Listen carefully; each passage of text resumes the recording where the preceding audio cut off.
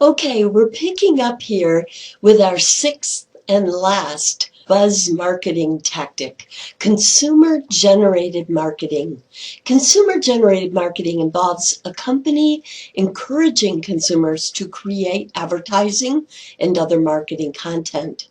For example, contests for catchy slogans, images, short stories, full-fledged advertisements, or offering encouragement in the form of coupons or such for liking brands in social media. The prize for selected winners have ranged from having their content appear on the company website to its use in national advertising. For example, Frito-Lay's Doritos has had consumer-generated campaigns where the winning advertisements were played during the Super Bowl game.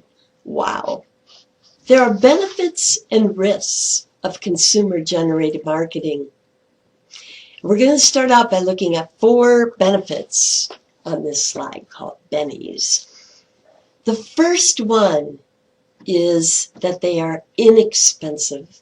The production of creative advertising is expensive normally, but consumers, when they do it, are proud to win, so they turn over the rights for very little incentive, sometimes just recognition or a coupon.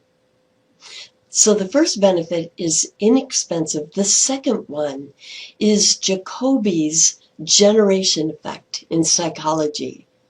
Jacoby, a researcher, has shown what he termed the generation effect in psychology. When we generate information ourselves, we think more deeply about it and thus learn it better and are more committed to it. You might wonder why professors insist on your taking your own notes, why universities sue companies who post notes for classes on the web and expel students who provide them for this reason. You learn course information much better when you take your own notes and put that information in your own words. Likewise, the generation effect applies to all contest participants, whether they win or not. They become even more committed to the product because they generated promotional content. The third benefit is its creative product. It oftentimes comes up with creative product.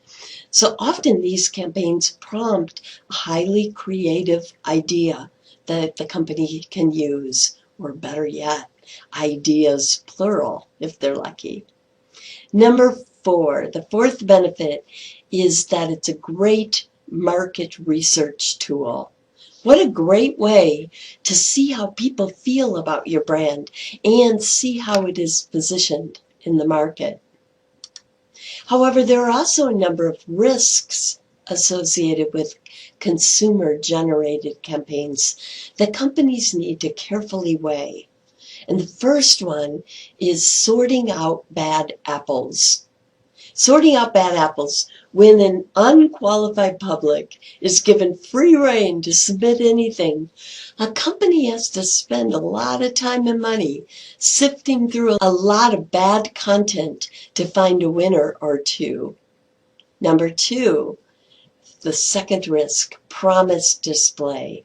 This is a great incentive for many consumers, and it works out well when there is a creative winner or winners. But there is no guarantee that the campaign will result in anything worthy of such public display. Still, the company is committed to its public promise. And the third risk, negative generation. Brands with passionate devotees also tend to attract consumers who dislike the brand. And consumer-generated marketing campaigns can motivate these consumers to send in negative ads.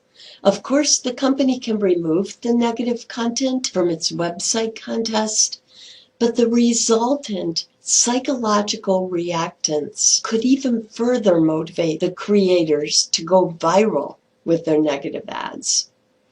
Brehm, a researcher, found that when people's freedom has been threatened, they tend to respond with psychological reactance. For example, Chevrolet had a consumer-generated campaign contest for its Tahoe SUV in concert with the show The Apprentice. Although most entries were positive, quite a few Chevy bashers joined the game, and some with sharply satirical content about global warming, a war for oil, and social injustice. Chevy carefully weighed the decision to remove or leave the negative ads posted, considering the risk of reactance. Reactance is a negative psychological reaction humans often show in response to having their freedom threatened. If a consumer's freedom is blocked and the consumer responds with reactance, this can prompt revenge action that is even more extreme than what was blocked. In this case, removing the negative ad entries would likely be viewed by the creators as threatening their freedom to have their say. This could have prompted a reactance action of the creators posting these ads on sites where they were more likely to go viral. After carefully weighing the risks of reactance, Chevy allowed the negative ads to stay posted. And it worked. Chevy sales rose, and the negative content did not end up going viral.